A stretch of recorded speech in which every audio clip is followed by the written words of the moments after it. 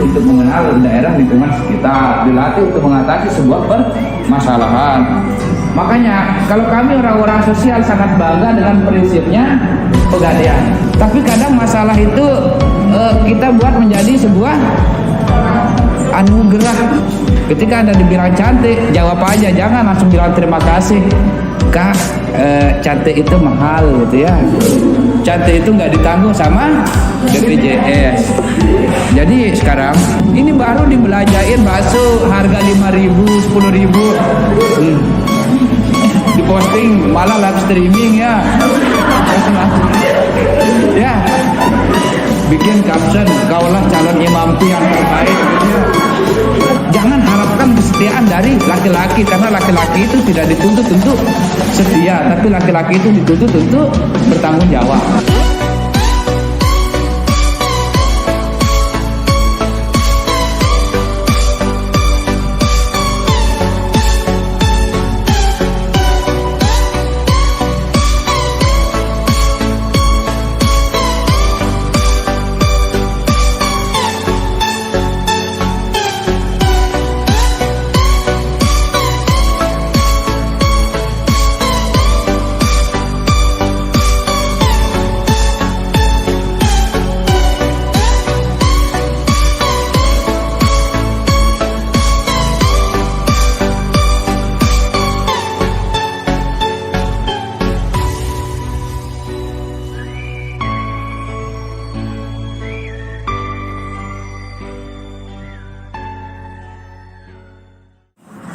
Bismillahirrahmanirrahim. Assalamualaikum warahmatullahi wabarakatuh. Waalaikumsalam warahmatullahi wabarakatuh. Alhamdulillah pada sore hari ini kita melanjutkan kuliah kita di pertemuan yang kedua, di mana kemarin kita sudah melakukan pertemuan pertama, yaitu mengenai kontrak perkuliahan. Nah, berarti sekarang kita akan lanjut ke pembelajaran kita, yaitu mengenai konsep dan tujuan dan ruang lingkup IPS. Nah, adik-adik bisa mengamati gambar yang di depan. Sekarang isinya pemikiran kita sudah mulai berubah. Mungkin adik-adik bisa mengamati. Nah, sekarang jika keluar pertanyaan seperti ini, apa yang adik akan pikirkan? Ya, coba mungkin salah satu dari adik-adik di sini, apa pemikiran kalian ketika melihat gambar ini? Pelanggaran. Ya? Pelanggaran. Terus yang lain? Ya, tidak taat aturan. Ya. Baik. Nah. Jadi maksudnya di sini dalam ilmu sosial ini kita belajar untuk berpikir positif. Belajar untuk berpikir positif dan berpikir yang kritis. Sehingga ketika kalian melihat gambar seperti ini, jangan pikiran kita negatif, melanggar lah macam-macam, tapi minimal pemikiran kita, oh ternyata orang ini kreatif loh. Coba bayangkan berapa isinya? Ya, belum ini di sampingnya. Ya. Nah, berarti sekarang bisa enggak arah pemikiran kalian ke hal yang positif? Nah, berarti sekarang mari kita belajar IPS ini supaya kita melatih pemikiran kita ke arah yang positif. Baik. Nah, sehingga nanti si kecilnya juga menuntut kalian untuk kritis. Nah, sekarang kita lanjut ke IPS ini. Jadi istilah IPS ini resmi mulai digunakan di Indonesia sejak tahun 1975 dengan istilah sosial study ya. Yang dipelajari dalam IPS itu berkenaan dengan gejala dan masalah kehidupan dalam masyarakat. Karena biasanya kalau kita mengkaji ilmu sosial itu sangat erat kaitannya dengan masyarakat. Jadi kita tidak akan mengkaji angka-angka lagi kayak menghitung, membuat rumus, karena di sini kita akan mengkaji berkaitan dengan kehidupan masyarakat. Jadi secara umum objek kajian kita di dalam ilmu sosial itu ialah masyarakat. Baik. Kita lanjut. Pengertian IPS. Jadi pengertiannya sekarang kita jelaskan, bukan berarti pengertian itu seperti yang tadi. Pengertian IPS apa? Ilmu pengetahuan. Itu panjangan ya, singkatan. Nah, jadi di sini Sanusi tahun 1996 mengatakan bahwa IPS itu merupakan disiplin ilmu pengetahuan sosial yang bertaraf akademis dan biasanya dipelajari pada tingkat perguruan tinggi dan makin lanjut makin ilmiah. Jadi misalnya kalau kita mempelajari IPS ini semakin tinggi, maka pemikiran kita akan semakin ilmiah. Istilahnya pemikiran kita masuk akal. Nah, kemudian Trianto juga mengatakan IPS itu merupakan integrasi dari berbagai cabang ilmu sosial seperti sosiologi, sejarah, geografi, ekonomi, politik, hukum, dan budaya. Nah, sekarang dari semua definisi itu berarti kita dapat menyimpulkan bahwa IPS itu, yang kalau ditanya apa itu ilmu IPS, nah setelah kita baca semua definisi dari para ahli itu, sehingga kita bisa menyimpulkan kalau IPS itu perpaduan dari beberapa disiplin ilmu sosial yang mempelajari mulai jenjang pendidikan dasar sampai jenjang pendidikan tinggi. Coba dulu yang SD, pasti kalian belajar IPS. Ya, pada umumnya kan kita IPS relatif sudah mulai bagaimana sudah mulai berkehidupan di dalam masyarakat, dan kemudian kita sudah dilatih untuk mengenal daerah lingkungan sekitar, dilatih untuk mengatasi sebuah permasalahan. Jadi kenapa kita mempelajari IPS itu? Jadi ya, IPS itu merupakan pelajaran yang sangat penting karena dengan belajar IPS dapat membimbing siswa beradaptasi dalam lingkungan sosialnya, seperti yang tadi bisa apa katanya berinteraksi bisa. Nah, kemudian dapat membantu siswa dalam menghadapi masalah-masalah sosial yang terjadi di masyarakat dengan lebih bijaksana. Makanya kalau kalian ada masalah, biasanya kalian lakukan apa? Ya, itu sampai status. Kalau kalian lebih bijaksana menghadapi masalah, bukannya update status ya kalau ada masalah, tapi ngaji. Ya. Berarti tuh kalian menghadapi masalah bukan dengan cara yang bijaksana, tapi mulai sekarang mari belajar untuk ke arah yang lebih bijaksana. Kalau ada masalah, ngaji, kita hadapi masalah itu, karena dengan adanya masalah itu kita akan bisa belajar untuk menjadi orang yang berpikir dewasa. Jadi apa tujuan kita mempelajari IPS? Tadi kan pertanyaan umumnya, kenapa kita mempelajari IPS? Nah, sekarang tujuan mempelajari IPS. Ya, pertama apa? Membekali peserta didik dengan pengetahuan sosial yang berguna dalam kehidupan kelak di masyarakat. Nah, kedua, membekali peserta didik dengan kemampuan mengidentifikasi, menganalisis, dan menyusun alternatif pemecahan masalah sosial. Nah, ini yang paling penting. Jadi ketika kalian menganalisis sebuah permasalahan, yang paling penting itu adalah bagaimana cara adik-adik itu supaya masalahnya itu tidak akan menimbulkan masalah baru lagi. Seperti yang tadi ya, kalaupun kalian bahagia, cukup kalian yang rasakan, jangan diposting. Karena kebahagiaan itu bukan untuk dipamerkan ya, tapi kebahagiaan itu untuk dirasakan. Nah, itu kalau pemikiran kita secara ilmu sosial, karena beda hitungan orang ilmu alam dengan ilmu sosial beda. 1 tambah 1 kalau ilmu matematika berapa? 2. Kalau orang sosial 1 tambah 1 bisa saja hasilnya setengah. Kenapa bisa setengah? Karena itulah data berpikir kritisnya. 1 penakut plus 1 penakut sama dengan setengah pemberani.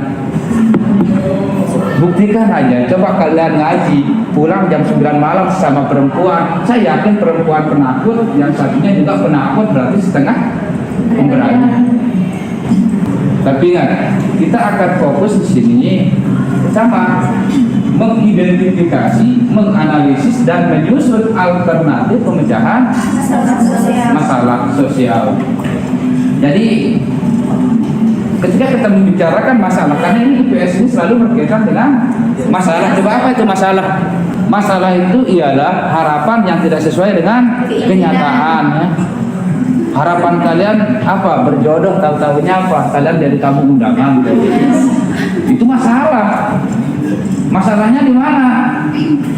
Ya, kalian terlalu percaya terhadap apa? Nasib kalian sendiri tanpa kalian melakukan sebuah ikhtiar. Ya.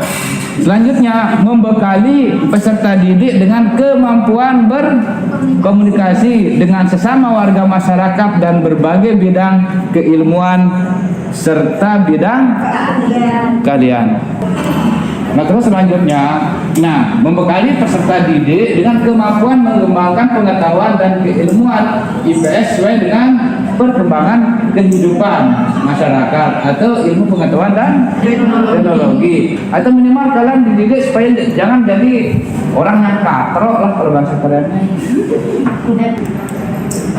Nah, kemudian di sini membekali peserta didik dengan kesadaran sikap mental yang positif dan keterampilan sosial. Nah, tadi mental yang positif, jangan mental kalian mental yang negatif atau pemikiran yang negatif. Belajar sekarang untuk lari ke arah pemikiran yang positif. Ya, sampai di sini mungkin ada yang mau ditanyakan. Ada, silakan. Tadi kan salah satu tujuan dari IPS itu kan membekali peserta didik dengan kemampuan menganalisis salah satunya. Tadi Bapak bilang kalau ada dua jenis penganalisisan. Yang pertama itu kualitatif sama deskriptif gitu Pak. Apa yang dimaksud dengan itu Pak? Ya. Coba dimaksud. Baik, mungkin ada yang lain lagi atau kita jawab satu-satu dulu ya. Jadi itu sebenarnya tidak jauh beda ketika kita berbicara kualitatif dengan deskriptif, itu tetap sama-sama kita akan mendeskripsikan. Kita tidak akan menghitungnya dengan angka-angka. Maksudnya begini, kita tidak akan memakai instrumen ataupun memakai sebuah rumus-rumus nanti untuk menganalisis hal tersebut. Cukup pakai instrumen, observasi, wawancara, dan dokumentasi itu sendiri. Tapi dokumentasi itu bukan berarti kalian foto-foto ya, bukan. Tapi dokumentasi itu ada dokumen real yang mampu untuk mengatasi sebuah permasalahan yang ingin adik-adik akan cari itu sendiri. Ya, silakan Uftinya yang satu.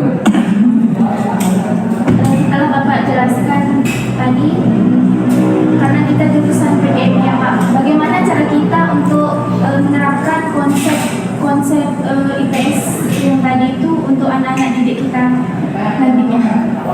Nah, saya sangat berharap kalian akan bertanyanya seperti itu tadi juga ya. Karena kenapa? Memang ini yang mata kuliah kita pembelajaran IPS MI atau SD sekolah dasar ya, sekolah tingkat dasar. Jadi bagaimana cara menerapkannya? Pertama, latih peserta didik kalian supaya berpikir yang kritis dengan cara ajar bagaimana caranya bertanya. Latih peserta didik kalian bagaimana lo caranya supaya bisa mampu memecahkan sebuah masalah kecil. Misalnya ketika dia main apa namanya yang sekarang itu ya, tiba-tiba ada temennya yang ambil. Hanya apa? Yang biasanya kalau masalah seperti ini dia selesaikan, dia pulang lapor sama ibunya. Tapi sekarang konsep kalian berbeda. Ya, konsep kalian akan berbeda. Bagaimana caranya? Cukup melapor ke guru, silahkan atasi, minta dia dengan baik-baik. Ternyata mengatasi masalah tidak harus melapor ke orang tua ataupun masalah-masalah yang lainnya. Atau ada siswi atau siswa besok pas ada ditemuin saking kena bandelnya dia sering robek buku temannya, ajar bagaimana caranya bertanggung jawab. Minimal suruh dia ganti buku yang udah disobek. Jadi bukan berarti pakai yang atau pakai apa. Jadi minimal bagaimana cara mengatasi sebuah permasalahan. Nah, baik kalau gitu kita habiskan pembahasannya. Ruang lingkup kajian IPS ini sudah kita bahas tadi. Ya, pada umumnya substansi materi ilmu-ilmu sosial itu yang bersentuhan dengan masyarakat. Jadi apapun yang kita bahas di dalam ilmu sosial itu wajib dan pasti akan bersentuhan dengan masyarakat. Bukan berarti kalian harus saling sentuh, tidak gitu. Minimal ada kaitannya dengan masyarakat. Nanti yang cowoknya salah persepsi. Oh ada, tadi mata kuliah saya di IPS mengajarkan kita harus bersentuhan dengan masyarakat. Dan kalau dia datang ke Aspuri gitu ya, ya bukan itu ya, minimal bagaimana caranya kita berkaitan dengan masyarakat itu sendiri, bukan berarti harus bersentuhan. Nah, gejala masalah dan peristiwa sosial tentang kehidupan masyarakat tetap fokusnya kepada sebuah masalah sosial. Makanya kalau kami orang-orang sosial sangat bangga dengan prinsipnya pegadaian. Apa pegadaian? Menghadapi masalah tanpa masalah. Dengan orang sosial, mencari masalah adalah masalahnya ialah mencari masalah gitu ya. Makanya dalam kita ilmu sosial itu, ketika tadi kita sebut masalah gejala masalah itu, ya bukan berarti kita senang nyari masalah gitu, tapi kadang masalah itu kita buat menjadi sebuah anugerah, ya kita buat menjadi anugerah sehingga pemikiran kita itu simpel, pemikiran kita itu kritis, pemikiran kita itu udah kita analisis dengan baik sehingga nanti pas pengambilan keputusan kita ambil dengan bijak. Makanya jika ada laki-laki yang mengatakan kalian matre sebagai perempuan, jawab secara masuk akal. Caranya bagaimana? Seperti yang tadi. Ketika kita bahas berpikir kritis itu, oh ketika Anda mengatakan saya matre, tahu ndak Anda sekarang harga make up sudah naik gitu ya. Padahal Anda bangga ketika ngelihat saya cantik gitu ya. Ketika Anda dibilang cantik, jawab aja, jangan langsung bilang terima kasih. Kak, cantik itu mahal gitu ya. Cantik itu nggak ditanggung sama BPJS. Jadi sekarang pemikirannya adik-adik sudah mulai mengarah kepada arah yang lebih positif. Itu yang terutama karena di sini kita dituntut untuk bagaimana pemecahan sebuah permasalahan yang ada di dalam masyarakat. Walaupun ada masalah, belajar untuk mengatasinya. Jangan ketika ada masalah, kerjaan kalian update status. Ya, makanya sering saya bilang sama adik-adik, bahagia itu bukan untuk dipamerkan, tapi bahagia itu untuk dirasakan. Yakin aja orang yang sering posting kebahagiaan itu dia ingin butuh pengakuan kebahagiaan dari orang lain. Orang yang betul-betul bahagia jarang memposting kebahagiaannya itu. Karena apa? Karena mereka merasakan. Ini baru dibelajain bakso harga 5.000, 10.000. Diposting malah live streaming ya. Ya. Bikin caption, kaulah calon imamku yang terbaik gitu ya. Jadi baru dia itu terbaik ketika kalian memberikan kalian itu sebuah tanggung jawab yang baik kepada kalian, baik secara ekonomi, baik secara hal-hal yang lain. Karena apa? Jangan harapkan kesetiaan dari laki-laki, karena laki-laki itu tidak dituntut untuk setia, tapi laki-laki itu dituntut untuk bertanggung jawab. Ya, kalau sudah seperti itu kita cukupkan aja pertemuan kita untuk kali ini. Insya Allah minggu depan kita lanjutkan.